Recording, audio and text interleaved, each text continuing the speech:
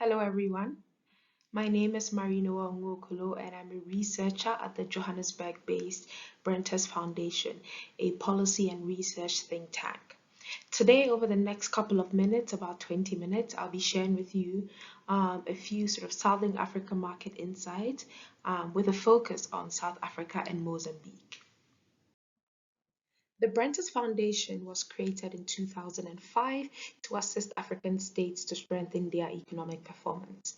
The way we've gone about doing this is to establish global best practice, what that looks like, expose people to these best practices, and for them to modify, apply, and emulate, not necessarily in a templatic way, but to learn these experiences to be able to build on these global best practices for themselves. Over the past 10 to 15 years, the Brentus Foundation has engaged various countries, many in Africa, some in Asia, and others in Latin America. And a key part of the work that we have been doing is to leverage our network of professionals, researchers, policymakers, and business people to deploy expertise along with African heads of government to help countries develop detailed plans for economic diversification, among other things. What perhaps stands us out from others is that we focus not just on the what, but also the how. Expensive Poverty, which is our recent publication, for instance, written by Executive Director Greg Mills, examines how, and with the assistance of external actors, Africa can find its way out of poverty, and also addresses the aid question, which is, whether aid can be a great disruptor in promoting Africa's rapid development. That's the key question that is explored in this book, and I would say that it's a good read. So if you're able to, do grab a copy for yourself.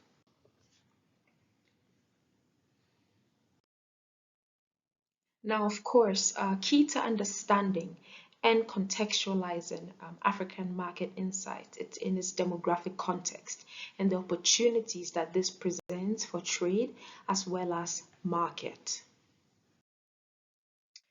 Africa is growing faster than many other regions. By 2050, the populations in Asia, Europe, and others will slow and start to decline. Africa, however, will accelerate quite quickly. In the next 30 years from now, Africa will undergo a seismic demographic change. The continent is projected to double its population to 2.5 billion people by 2050. This has staggering implications. At current rates, for instance, countries like Nigeria's population will increase to over 400 million, while Tanzania's, currently at 53 million, will grow to the same size as that of Russia at 137 million people. Kenya will more than double to 95 million people, while Uganda, for instance, will mushroom from 43 million to 106 million people, according to the United Nations.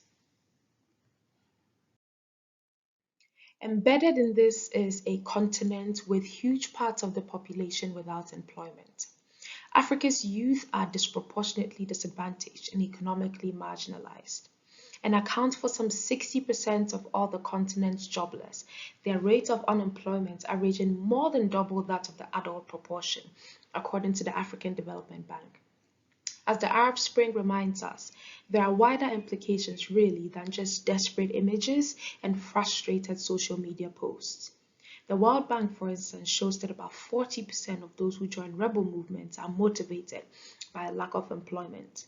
With 200 million people aged between 15 and 24, Africa has the largest population of young people in the world.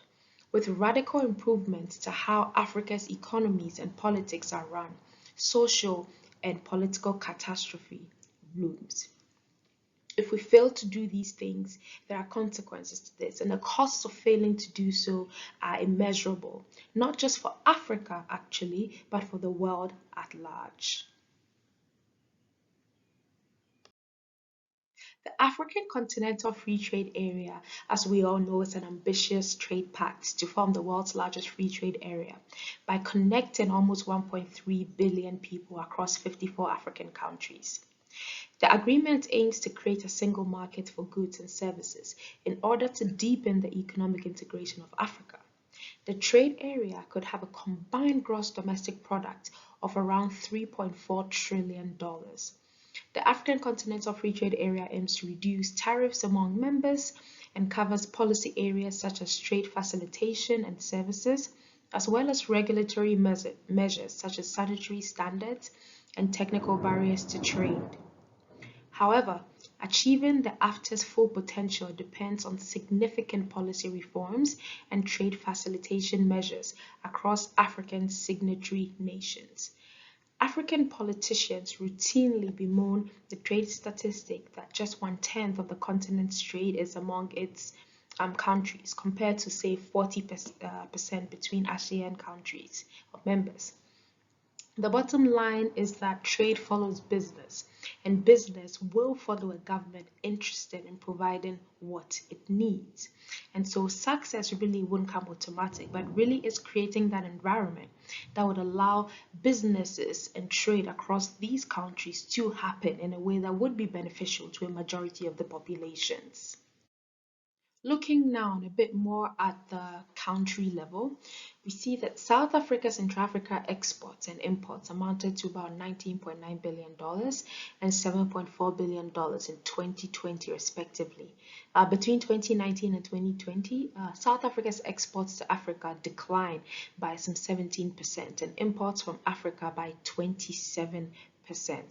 COVID-19 was an added factor, but pre-COVID figures were still little to write home about.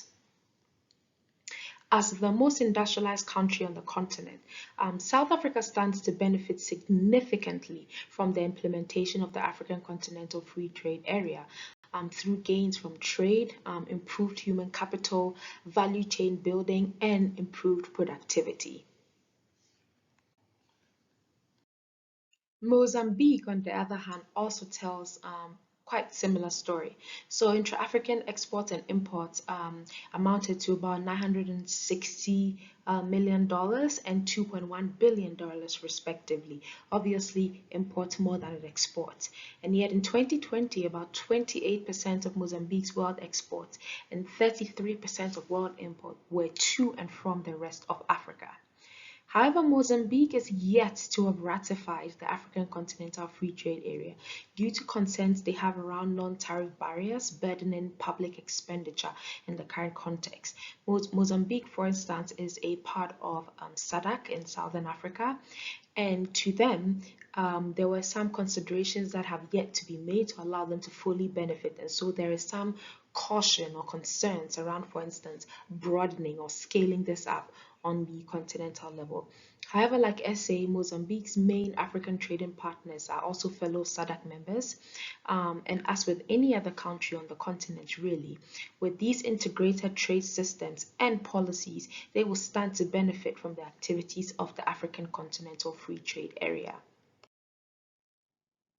One may ask, is the actual impact of the African Continental Free Trade Area in these countries? The World Bank, for instance, estimates that by 2035, real income gains from full implementation of the agreement could be 7% or nearly $450 billion. By 2035, the volume of total exports would increase by almost 29% relative to business as usual, and intracontinental exports would increase by more than 81%, while exports to non-African countries would rise by 19%. So overall, everybody benefits, African countries as well as its trade partners elsewhere. The impact, though, across countries will not be uniform.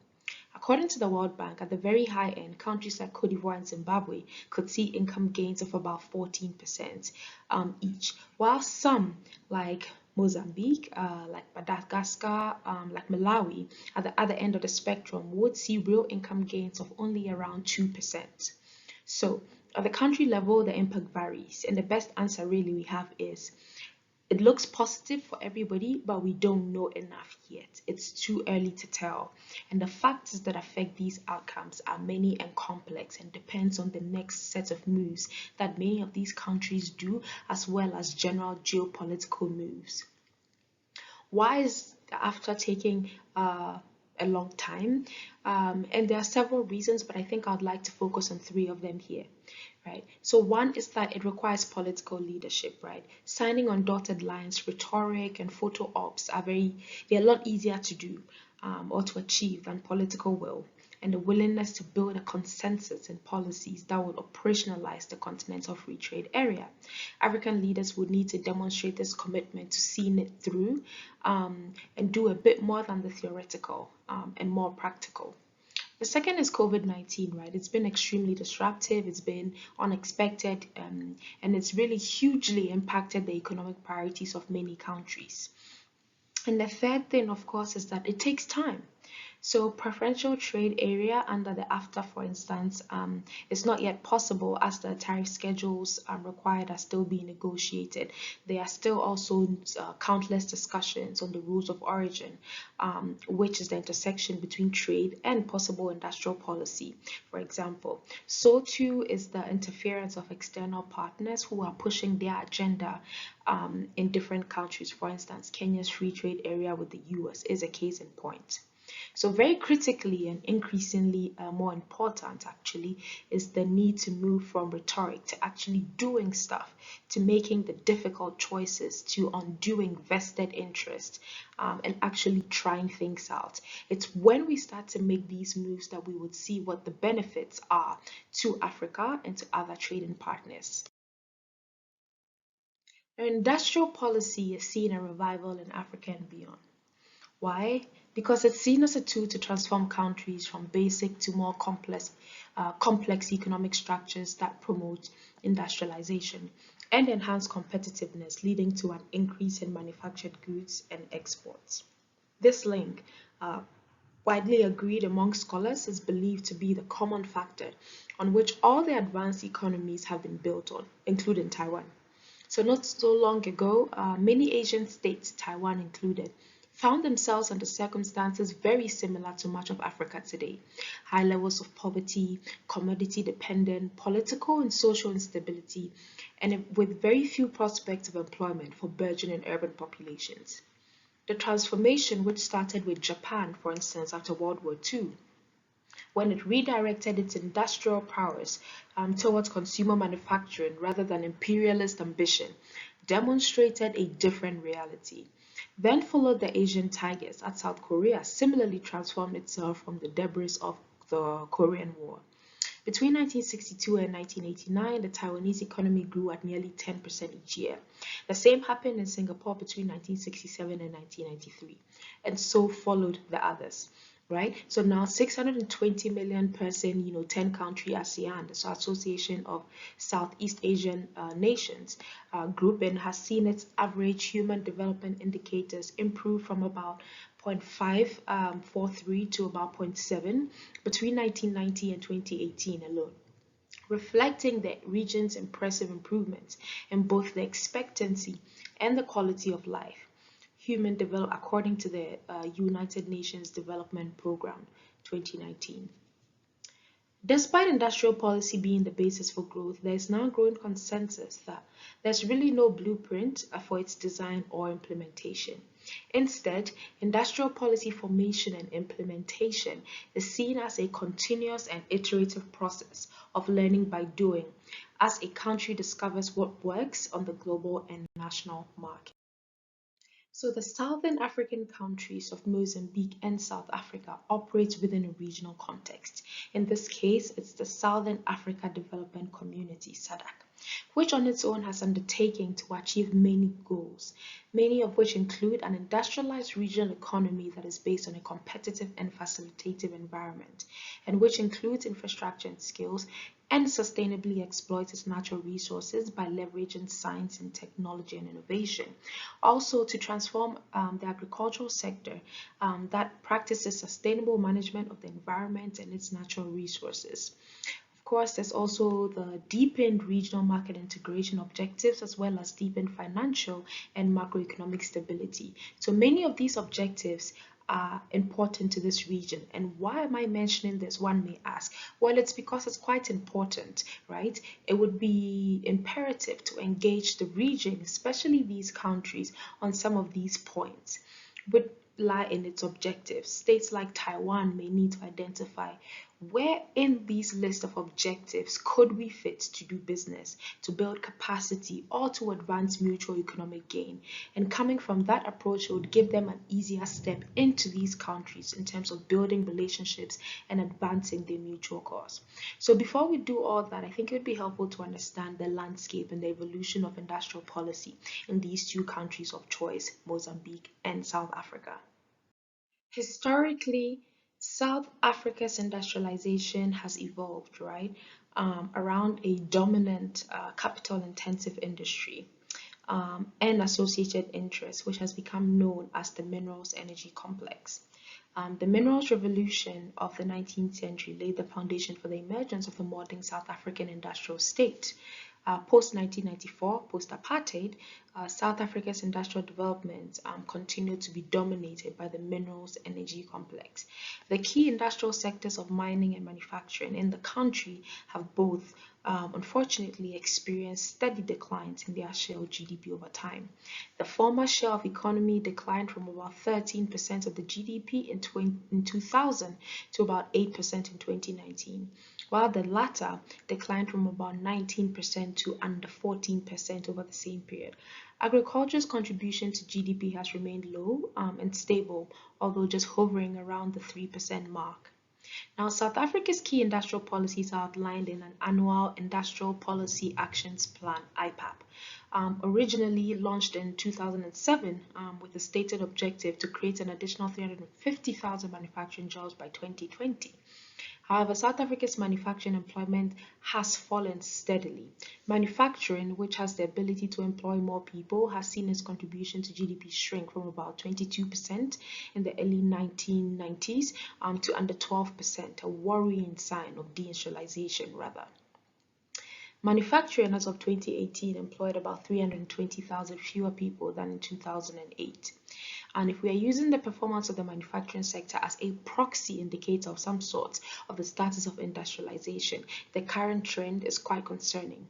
However, recent industrial policy efforts highlight the need for the country to gain ground in medium to high technology industries and indicates the government's resolve to support manufacturing through infrastructure upgrading, technology adoption, and skill development. In 2007, Parliament approved the National Industrial Policy Framework, which encapsulates the framework and rationale for supporting industrial growth in South Africa. And it concretizes, along with the subsequent IPAP, these objectives through strategic interventions in priority industries, especially within manufacturing and value-added services. Unfortunately, the launch of these policies coincided with the onset of the global financial crisis of 2008-2009 and the subsequent recession of the South African economy. An overview of industrial development shows manufacturing was one of the hardest hit by the crisis. Now, this unfortunately entrenched a growth path that has been characterized by capital-intensive production processes and a paucity of skilled labor and high levels of unemployment. It doesn't help that during the Zuma period, South Africa further retrogressed into deeper economic woes. In 2006-2007 to the 18-19 period, a newer version of the IPAP demonstrated or highlighted three key sectorial focus areas.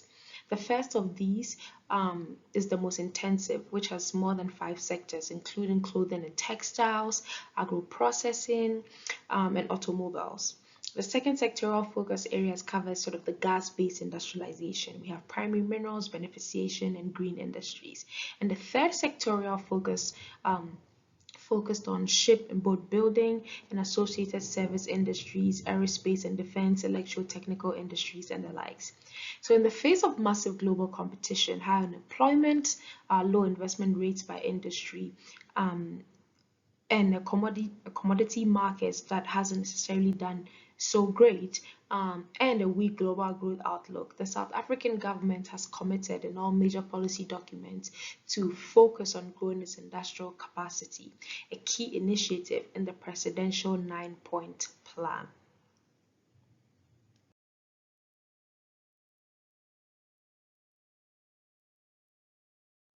The current Mozambican industrial development pattern, right, is a mix of private sector initiative and public sector licensing mechanism, reflects a replacement of its post-independence public sector-led industrialization, largely as a result of the collapse of the socialist bloc countries and the end of the Cold War era.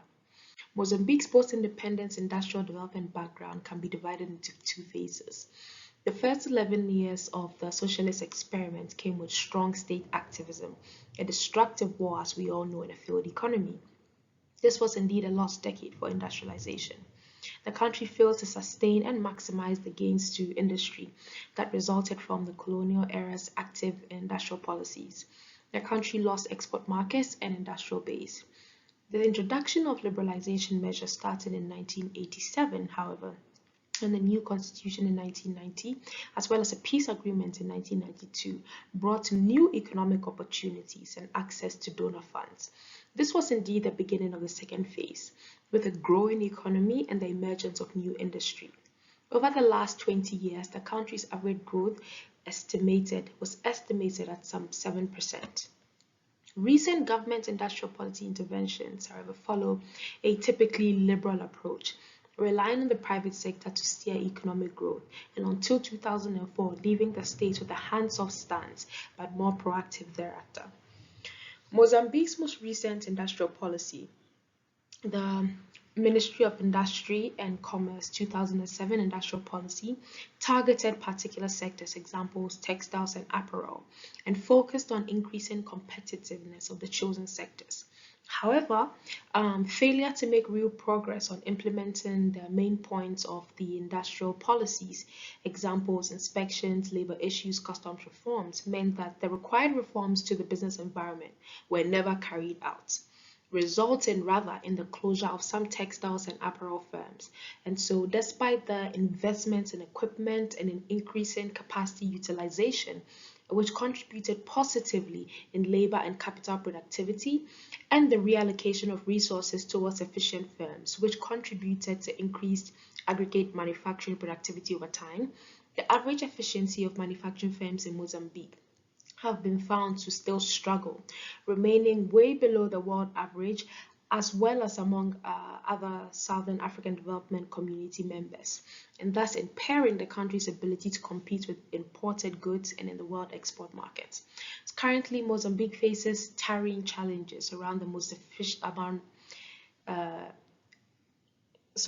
Currently, Mozambique faces challenges around the most sufficient, most acceptable strategy that can transform its economic structure from an agricultural country to an industrialized one with efficient services to achieve higher standards of living.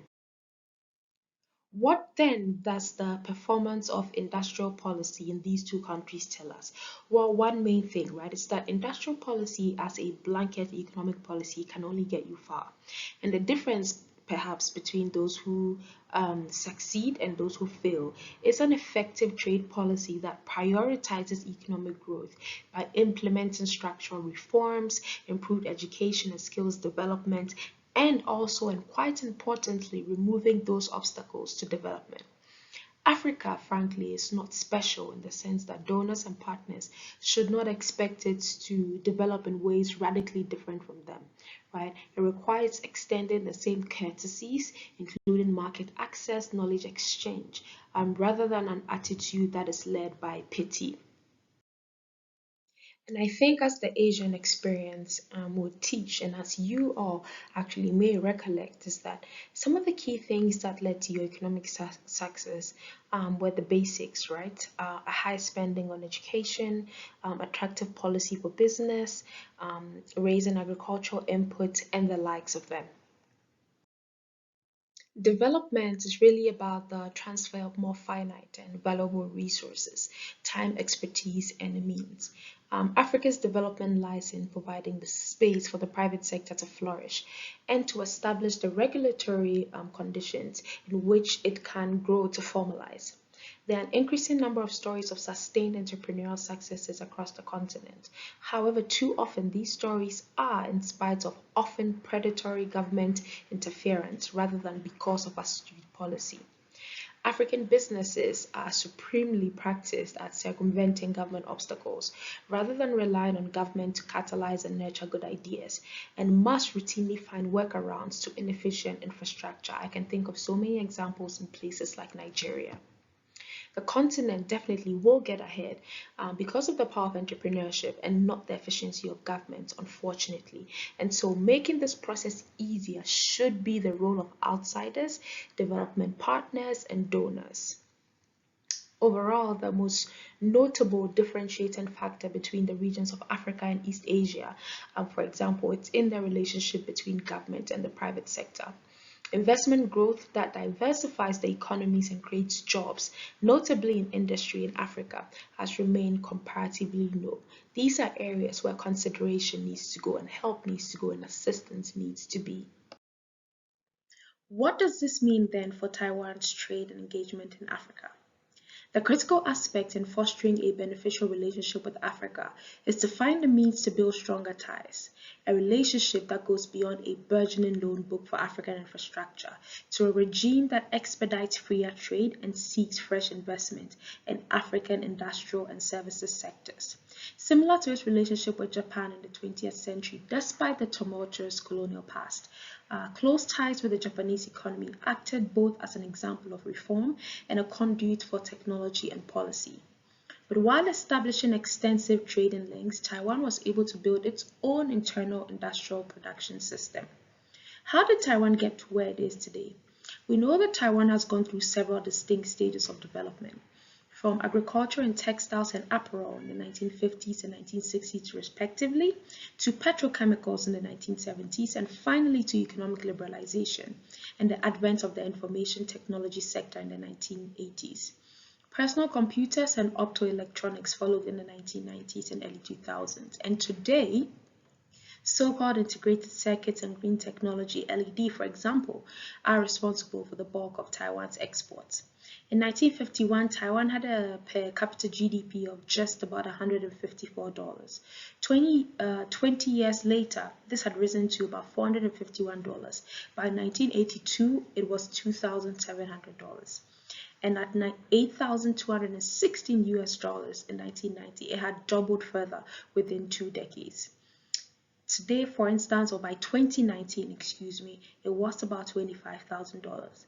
One priority, as we learned, for Taiwan's development spending in Africa can be on the establishment and development of something like the Industrial Technology Research Institute, which has been a source of nearly 26,000 patents and more, and continues to do so at a staggering pace of about 5 patents per day, of which about 2 or 3 are approved. By funding seminars, experts trainings, and other skills improvement initiatives in Africa, Taiwan can uncover for itself a deepened appreciation of how its African partners work and the incentive structures that define their interactions. There are many features of Taiwan's development that ought to form the bedrock of its relations with others in the developing world. A key component of the Taiwan tech transition is the establishment of a venture capital market, which both spawned and fueled local firms. Perhaps this represents an area where Taiwan could engage African economies. Taiwan remains a model for both Asia and Africa of how to modernize your economy through macroeconomic stability, careful planning, and institutionalization, as well as having the right people in the right places. And it's in these basics that countries like South Africa and Mozambique will find their path. The least that could be done is to perhaps support these institutions and policy innovations that enable some of these conditions that allow Taiwan to grow to do the same in South Africa and Mozambique. Of course, Taiwanese people, as we know, will not talk of their economic transition in terms of a miracle. No, rather, it's a combination of a couple of factors, including hard work, investing in education, improving skills, saving rather than spending, and also a more efficient application of limited resources through often family-run SMEs. There are some of the traits that we should perhaps find linkages on ways to engage and foster in South Africa as well as in Mozambique. Now, these insights do give a broad overview, but I hope that it's been helpful to understand the context that these countries are coming from and ways that states like Taiwan can support their endeavors in trade and improving skills in building capacity in institutions, whether that be through research or tech-inspired innovations, or even through venture capital and enabling its entrepreneurs and businesses to thrive in ways that Taiwanese businesses did in times past and are continuing to do now. Thank you so much for your attention, and I'll be happy to hear your feedback on these and some of the things that you have done in the past that have worked so far and where some of the lessons are that we could learn more. Thank you so much and have a wonderful day.